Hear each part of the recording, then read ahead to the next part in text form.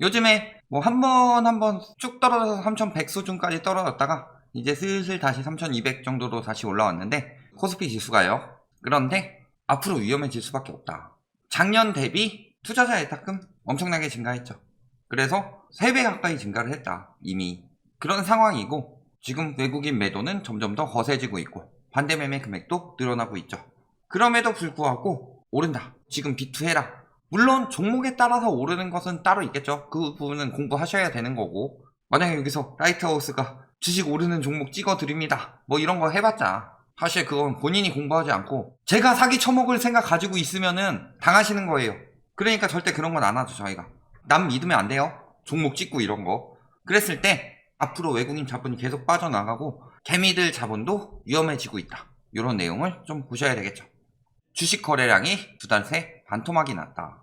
왜 이렇게 됐냐? 외국인들이 떠났으니까. 근데 사실 외국인들은 작년에도 계속 꽤 많이 떠났어요. 3,100선에서 반등의 기미를 찾지 못하면서 대폭 감소했다. 이런 식으로 이야기하고 있죠. 그러면서 거래량이 가장 많았던 2월에 비해 38% 수준이다. 왜냐? 외국인 매도세가 심각해졌기 때문에. 이런 상황이죠.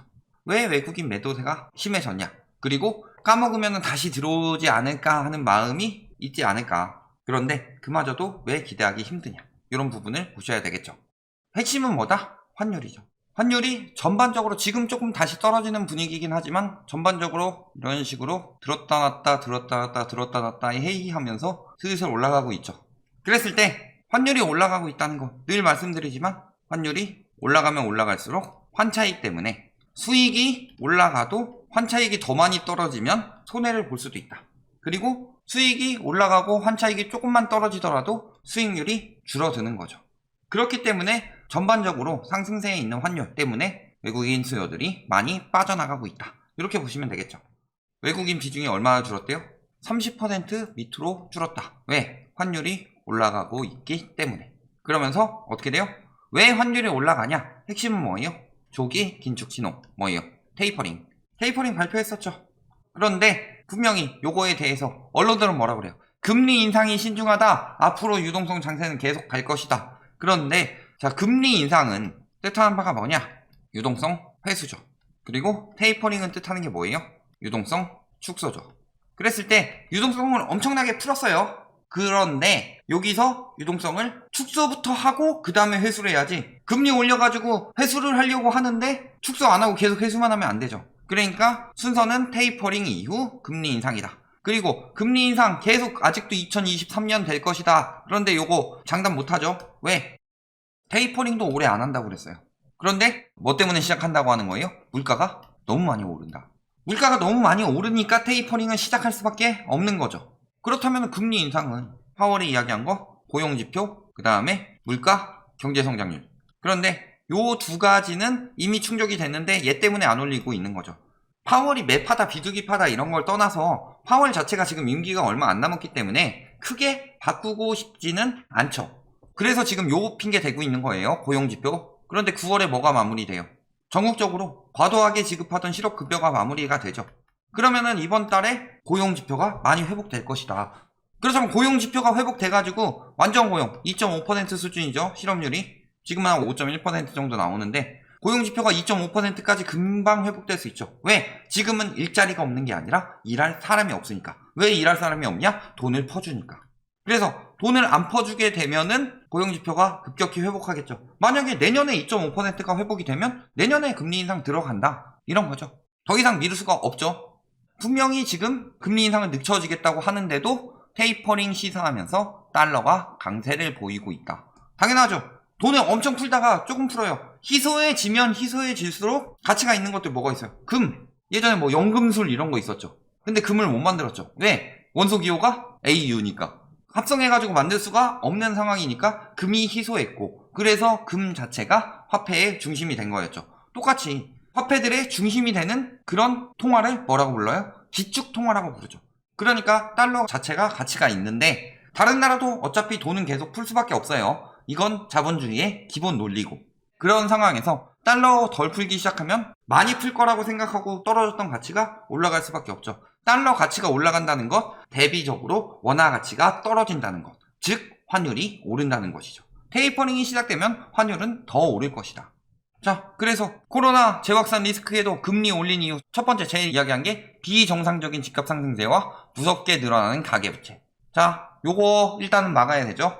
요건 근데 사실 금리 안 올리고 대출 중단만 해도 충분히 영향을 줄 수 있었죠. 그런데 왜 금리까지 올렸느냐? 회수를 해야 되죠. 어차피 시중금리 계속 올라가고 있었고. 근데 요거는 부수적인 거고 올해 성장률 4%보다 더 오른다? 오르면 좋죠, 사실. 근데 잠재 성장률 자체가 굉장히 낮은데 경제 성장률이 올랐기 때문에 금리를 높인다. 이건 좀 아니죠. 핵심은 뭐예요? 물가 상승률이랑 금리 격차를 유지해 자본 유출 리스크를 줄이는 것. 그러니까 금리 인상은 뭐예요? 회수죠. 근데 축소를 하면은 화폐 가치가 올라가죠. 회수를 하면은 화폐 가치 올라가는 거 마찬가지죠. 그렇기 때문에 미국에서 테이퍼링 들어가서 달러 가치가 올라간다. 즉 환율이 올라간다.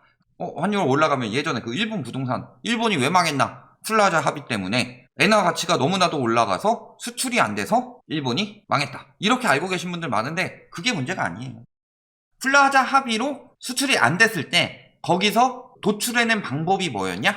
주가하고 부동산 가격을 올려버리면서 그걸로 경제를 부양했기 때문에 그게 문제인 거지. 수출 잘 되니까 환율은 무조건 올라가야 돼. 그렇게 따지면은 우리나라 IMF 때나 리먼 브라더스 터질 때 환율 엄청나게 올라갔어요.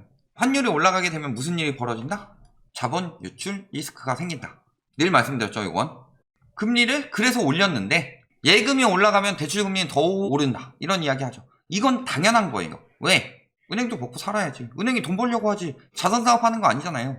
예금 금리랑 대출금리 똑같이 올라가면 어떻게 돼요? 예를 들어서 1%로 100명한테 예금을 받아서 3%로 50명한테 대출을 내줬다. 이렇게 칩시다. 그러면은 지금은 이득이죠? 예를 들어서 100명한테 1% 내주고 50명한테 3% 받으면 이득이죠. 100명한테 1.5% 받는 거랑 같은 느낌이니까. 그런데 1%씩 올랐어요. 그럼 100명한테 2%씩 내주고 50명한테 4%씩 받으면은 뭔 이득이 남아요, 은행이. 유지비도 있는데 전기세 나가고 월급 나가고 기계 빌리는 거 뭐 여러 가지 다 나가죠. 그러니까 당연히 대출금리는 예금금리보다 높고 예금금리 퍼센테이지보다 대출금리 퍼센테이지가 더 높게 올라야지 은행에서 유지가 되는 거죠. 그런 상황이다. 그리고 늘 말씀드리지만 은행에서는 위험 시기에 돈을 뺐습니다. 즉 지금 대출 중단을 했다는 거. 시중금리 인상을 지속적으로 하고 있었다는 건 무슨 뜻이다? 은행에서 부동산 전문가들 나와가지고 집값 계속 오른다고 하잖아요. 그러면서 은행은 뭐 하고 있어요? 계속 오른다고 하면서 금리 올리고 대출 회수하고 있더라. 무슨 상황이에요? 은행이 생각하기에 지금이 위험한 시장이다 라는 거죠. 거기다 신용거래 융자 이자 수익 보면 어때요? 지금 상반기 이렇게 되다가 이렇게 올라갔죠. 왜? 20년부터 뭐가 늘었어요? 예탁금, 반대매매 이런 것들 엄청나게 늘었죠. 왜 늘었어요? B2가 늘어나니까. 돈을 빌리는 게 엄청나게 많이 늘었죠. 이자 수익이 8,500원. 문제는 지난해 2.3배라는데 지난해 어땠어요? 역대급 상승장이었죠. 왜 지난해가 역대급 상승장이었어요? 그 이전에 역대급 하락장이 나왔기 때문에. 근데 언제부터 언제까지가 역대급 상승장이었어요? 3월부터 10월까지. 이때 역대급 상승장이 나왔다. 그랬을 때 지금 8월이니까 작년 대비면 그땐 역대급 상승장일 때도 B2가 그렇게 많지 않았는데 지금은 B2가 더 많다. 왜 B2가 더 많아요? 작년에는 수익 내고 팔죠. 올해 어때요? 초보들이 하는 이야기 중에 하나가 손해 나고 나면은 장기 투자로 보려고 그랬어. 못 팔고 있는 거예요. 손해 났으니까. 근데 B2 했죠? 이자는 갚아야 되죠? 갚다가 결국에 반대매매에 넘어가는 거죠. 그런데 대출금리가 8%에 육박하고 있다고 합니다. 7% 중후반대였는데 지금 8% 선까지 넘어갈 수 있다고 하죠. 왜? 지속적인 기준금리 인상이 예고되기 때문에. 증권사도 자금을 조달하려면 채권을 내든 빌리든 해야 되죠. 금리가 올라가면 증권사도 똑같이 영향을 받는다. 모든 금융업계는. 당연히 대출이자 올라갈 수밖에 없는 거죠. 이미 높기 때문에 한 차례로 올리지 않겠지만 추가 인상이 예고됐다. 얼마나? 올해 한 차례 더 올리고 내년에 몇 차례나 더 올릴까요? 한 두세 차례는 더 올리겠죠. 그러니까 이자를 상향할 수밖에 없는 거다. 그런데 이자는 올리면서 뭐 하고 있어요? 담보대출 중단했죠. 은행권에 이어서 증권사도 담보대출 중단한다. 대출 중단은 테이퍼링이라고 보시면 됩니다. 유동성 축소죠. 그리고 금리 인상은 유동성 회수다. 즉 빌려준 돈 이제 회수하겠다. 증권사가 이자 수익 많이 올릴 수 있을 때는 열심히 빌려주고 이제 와서 막 반대매매 나고 그러다가 혹시 손해볼 수도 있으면 회수 들어가는 거다. 돈 안 빌려준다는 거죠. 왜? 증권사도 당연히 바젤3 맞춰야 되니까 모든 금융업계에 적용이 되는 거죠. 그러니까 은행뿐만이 아니라 증권사, 보험사까지 흘러가는 거다. 다. 반대매매 엄청나게 늘어났죠. 미수금 대비 반대매매 비중이 줄어드는 듯 하다가 다시 늘어나게 됐다. 반대매매를 시작했다는 건 뭐예요? 좀 더 볼 수 있죠? 주가 오르고 나서 받아도 한두 달 더 기다려주고 이자까지 받으면 얼마나 좋아. 그런데 그럴 것 같지 않다는 거죠. 왜? 미수금에서 반대매매 비중을 갑자기 확 높였다는 건 무슨 소리예요? 떨어질 수 있을 위험에 대해서 대비를 하고 있는 거죠. 더 떨어지기 전에 팔아먹는다. 왜? 외국인들이 빠지고 있으니까. 결론 뭐예요? 환율 장기적으로 봤을 때 더 오를 가능성이 높아진다. 그리고 그런 예측 때문에 외국인들이 자금이 빠지고 있는 거죠. 외국인 자금이 유출되니까 외국인들이 파는 거고, 이걸 누가 지금 받아주고 있어요? 개미들이. 단기적으로 빠지고 끝이 아니라 장기적으로 유출될 수 있다는 건 개미들이 받고 있는 것도 한계가 있다는 거죠. 왜? 일단은 증권사에서 대출이 막혔고 금리를 올려요. 유동성은 줄어들 수밖에 없죠. 즉 이로 인해서 무슨 일이 일어나고 있다? 거래량 감소가 일어나고 있다. 예탁금은 작년 대비 거의 3배 가까이 늘었는데도 선뜻 들어오지 못하고 있다는 거죠.